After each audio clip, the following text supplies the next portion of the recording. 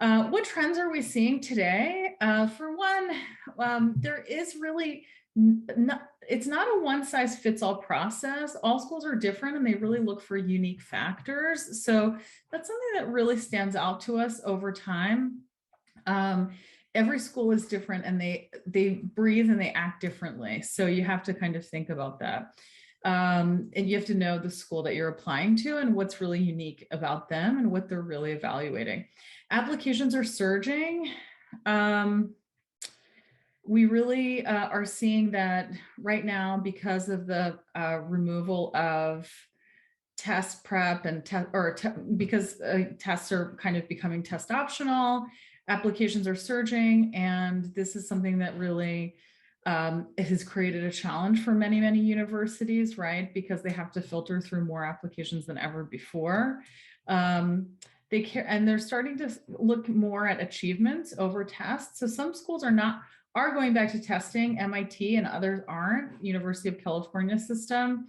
So this is also becoming a kind of interesting question about what are my schools doing, the ones that I'm applying to this year. There's a really good website called fairtest.org, and that website actually does tell you what the status is of different schools, so you can check there.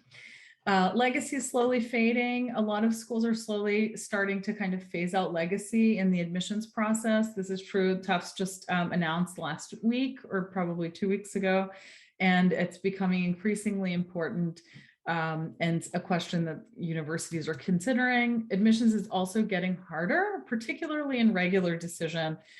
Today, we're seeing schools like Williams, even like Carleton College, Amherst, they're taking two or three students in early round for every one student in regular round. So if you really have a small school that you really love, like Amherst or Williams, or let's say Cornell, it's a lot bigger, or Northwestern, they're going to take almost two students in early round for every one in regular. So it's good not to risk too much and to kind of make a clear choice in the early round about which school you want to go to and try to focus in on it.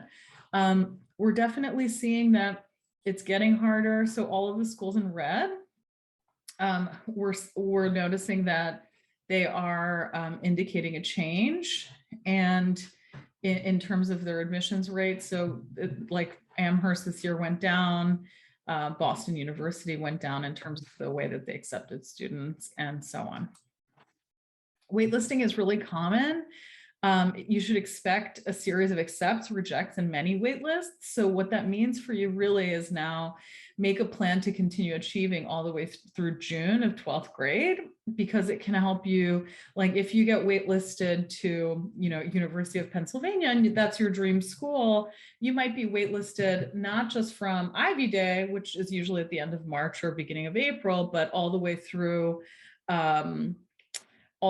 even August. You could still get off of the wait list. And so you want to continue thinking about things like that you want to kind of continue thinking about the fact that you can continue achieving and looking stronger for the schools that you're actually waitlisted for. And just to give you a kind of insight into some of the things that we're seeing this year, in terms of waitlisting, there is no real rhyme or reason. There is. The university knows what it is, but we don't always know from our side. I had a student accepted to Harvard, Yale, Princeton, Stanford, Columbia, Cornell, but waitlisted to Brown and UChicago.